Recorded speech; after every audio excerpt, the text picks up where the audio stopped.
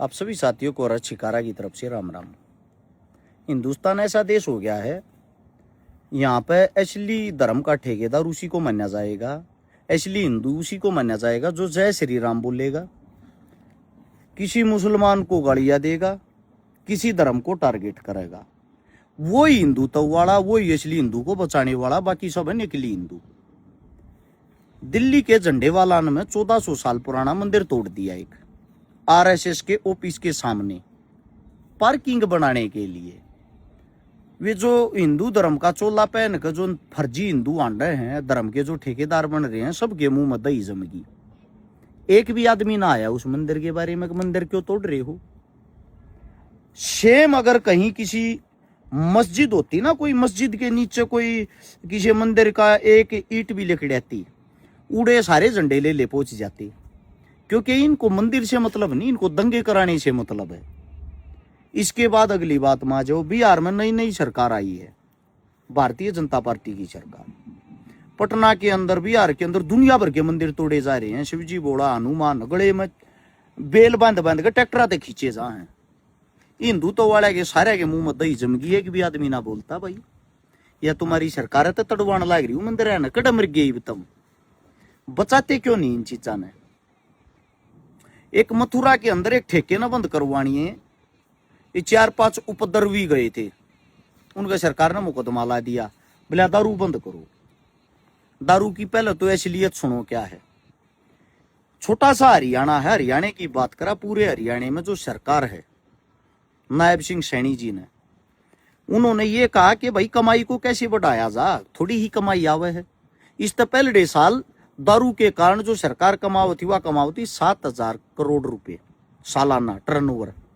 अब उस कमाई को डबल करना था। एक तो उस पर टैक्स बढ़ा दिया दारू पे, एक लाइसेंस बढ़ा दिए। लाइसेंस का मतलब ठेके।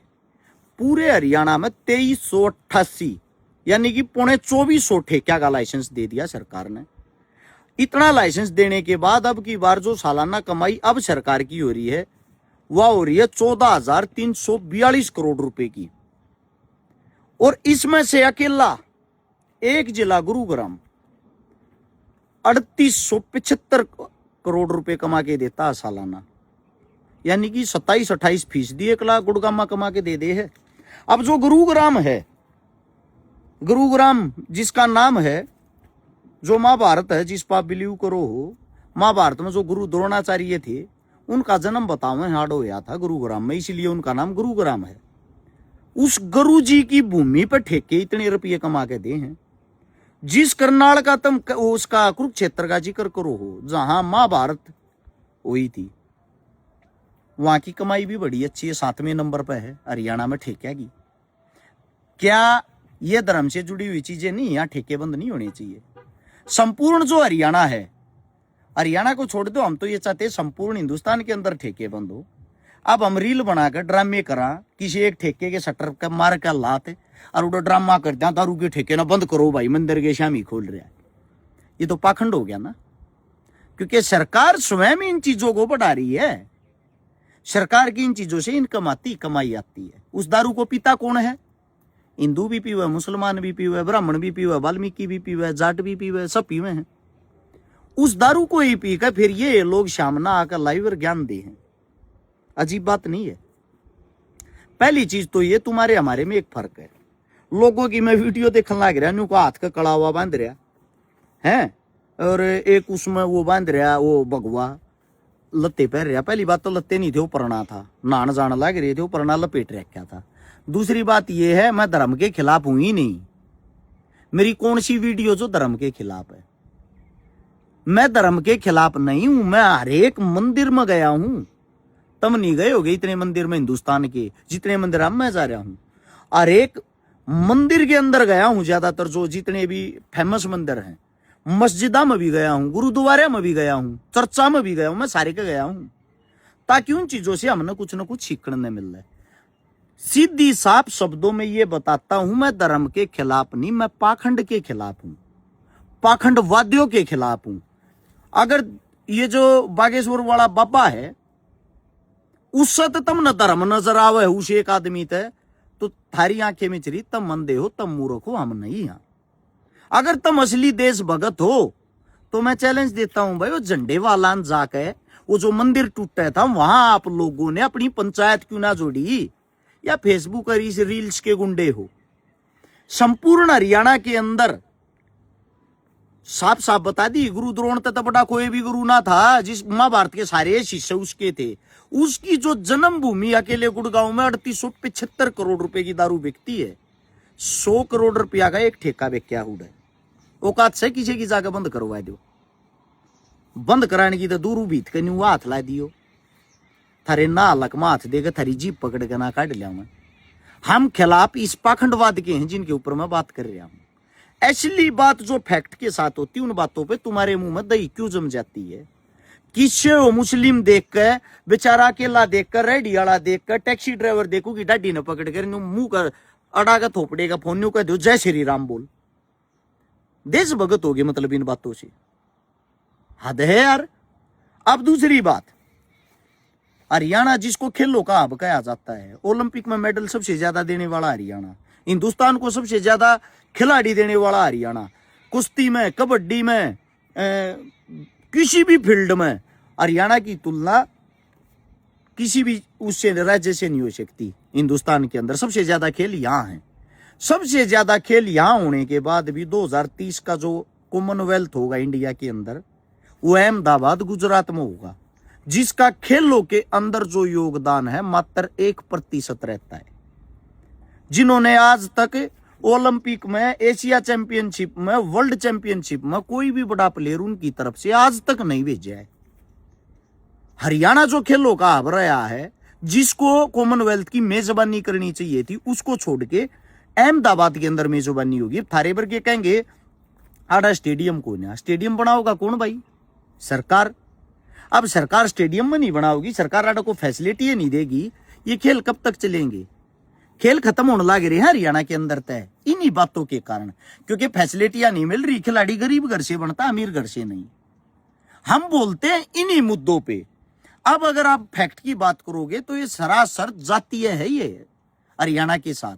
गुजरात को छोड़ के हरियाणा को बढ़ावा देना चाहिए था, हरियाणा के अंदर खेल होने चाहिए थे, हरियाणा के अंदर ग्राउंड तैयार करने चाहिए ताकि और ज्यादा मेडल देश के लिए लेकर आऊं। हरियाणा के लिए नहीं लेकर बाहर जाके देश की मेजबानी करते होंगे। हम इन चीजों पर बोलते हैं तो हमारे को ठप्पा मार के न्यू कह दें तो कांग्रेसी है। मैं वो आदमी हूं, खटखट टोल पर धरने पे मेरे नीचे मेरे साथ में उड़े मंच पर जयंत चौधरी बैठा था, चंद्रशेखर बैठा था, भीम आर्मी चीफ साथ में बैठा था, दीपेंद्र हुड्डा, अब चौटाला की पूरी टीम बैठी थी, संपूर्ण पार्टी आम आदमी पार्टी की पूरी टीम बैठी थी, और कांग्रेस पार्टी के लगभग 12 से 13 एमएलए बैठे थे। वीडियो पड़ी पाओगी, मंच पर कमन ने न्यू कही थी, जो बात कर लिया एक बात कहने लग रहे थे, आग भाई बीजेपी ना रा लो, बीजेपी ना रा लो, जो भी नेता भाषण देता वहां हर शिकारा ये बात कहने वाला था। उस मंच पुन के शामी बीजेपी ने तो हरा लेंगे भाई, बनावांगे किसने? इन लोगों ने। ये तो लूटन लाग रहे हैं बीजेपी वाले, ये लूटन तैयार बैठे हैं। ये बातें उनके मुंह पर कहने वाला मैं था। अरक्षकारा ने किसी नेता मंत्री के घर पानी नहीं भरया, किसी की छाती में काले जाम रहे को कह के देख लियो। ये बातें, इन्हीं बातों के कारण अरक्षकारा को टिकट ना मिली कांग्रेस पार्टी तय, समझे? मांगू था टिकट, कोई शक नहीं, लेकिन मैं किसी पार्टी का कोई चेला नहीं हूं। मैं भविष्य में भी किसी पार्टी का जुड़ गया, उनमें को कमी होगी थोपड़े पे कहने की हिम्मत रखू हूं। इन बातों के कारण मैंने टिकट ना मिली, लेकिन मैंने उड़े एक बात कही थी, वह बात आज भी कहने लग रहा हूं। बीजेपी लूटन लग रही है, वे लूट चुके हैं, दोबारा लूटने की तैयारी में है। मैंने एक बात कही थी, जब तक गरीब का, दलित का, किसान का, मजदूर का, तुम्हारा खुद का बच्चा तुम खुद तैयार करके उसने सत्ता की कुर्सी पर नहीं बैठाओगे, जब तक देश के अंदर कोई बदलाव नहीं हो सकता। ये पहले कहा था, ये आज। अब तरह तरह की वीडियो गिरने लग रहे हैं, और वीडियो गिर के एक बात कहें, मैं मतलब मेरे को धर्म के खिलाफ बता रहे हैं। धर्म के खिलाफ कौन सा काम कर दिया? हिंदू धर्म के कर्म हो हैं? मरे बड़े बुजुर्ग कहा रहे हिंदू धर्म तेरे ये कर्म को गलत करते। हिंदू धर्म के अंदर गौ माता में रखने लग रहा थार सारे तो ज्यादा 40 रखू हूं 24 घंटे। दूसरी बात, हिंदू धर्म के जितने भी हमारे समाज ने देहात ने जो दे रखे खेड़े खाप, उन नाम पूजन लाग रहे, त्योहार मनान लाग रहे सारे। भाई जहां जो भी मंत्र तंत्र जो ये जड़े भी हवन होया करे सारे हवन हम कराने लागे रे, सारी चीजा मागा हम रहने लागे रे। जहां जिस गांव में प्रोग्राम में गए उससे गौशाला में पर्ची हम कटाने लागे रे। जहां मंदिर का निर्माण होने लागे रे उड़ निर्माण करवाने में पर्ची हम कटाने लागे रे। कैसे होया करे भाई? फिर हिंदू होता कौन है आपकी नजर में? तो हिंदू वो होता है जो दूसरे धर्म ना गाल दे, यानी कि जो मुसलमानों को गाली दे है तुम्हारी नजर में तो वो हिंदू है। मां बाण ने तो तुम 24 घंटे मुंह पर रखो हो है। हमारी नजर में कोई भी धर्म हो, इसलिए अपने धर्म का पक्का वो है जो अपने धर्म के साथ साथ दूसरे धर्म का सम्मान करे, दूसरे धर्म की इज्जत करे, दूसरे धर्म पे प्यार करे। वही इंसान है। उसने चाहे तुम धार्मिक मान लो, हम सच्चे धार्मिक हैं भाई, तुम लोग धार्मिक नहीं हो। और धर्म के खिलाफ मैंने कुछ भी नहीं बोला, मैंने बोला पाखंडवाद के खिलाफ, और पाखंडवाद की पोल भाई खोल कर आएंगे। और इनको मैं चैलेंज देता हूं, इन भाइयों को। वैसे तुम्हारे बस की तो कीड़ी मारनी भी नहीं है, लेकिन फिर भी चैलेंज देता हूं, ठेके बंद करवाने तो भाई हमारे हरियाणा के करवा दो, रिक्वेस्ट है। बहुत घना मानस खराब होने लग रहा, दारू पीनी आदमी घर धरती जमीन भी बेच दे है, अपने परिवार ने खा जा, अपने बड़का का भविष्य खा जा है, सब कुछ खा जा भाई। इन चीजा तो हमने छुटकारा चाहिए, दिवाओ भाई। एक मथुरा ठेके गए मार के शटर और उड़ रील बनाए तो देश ना सुधरिया करे, ये तो ड्रामा होया करे। क्योंकि मीडिया ने फिर भी दिखाने ये हैं भाई असली देश भगत, उनके नाम आप लिख रखा भगत सिंह, राजगुरु, सुखदेव। अरे गद्यो उन पढ़ते लो। भगत सिंह कौन थे? नास्तिक थे। भगत सिंह को जब आखिरी टाइम भी ये कहा गया ले भाई भगवान ने तो याद कर ले, मौत नजदीक आ गई, तो भगत सिंह का जवाब ये था जी नहीं। जब मैं पूरा जीवन भगत सिंह भगवान को कोसता रहा, अब मेरे सामने मेरी मौत है, अगर मैं इस टाइम पे भगवान को याद करूंगा तो भगवान मेरे को बुज़दिल कहेगा। अगर जिंदगी भर तो तुम्हारे तक गलत यार ताज डरता याद कर रहा है। भगत सिंह और वो थे भगत सिंह, बाबा साहब भीमराव अम्बेडकर, ज्योतिबाई फूले, हम चौधरी छोटू राम, हम उन चीजों को फॉलो करते, तुम ना करते।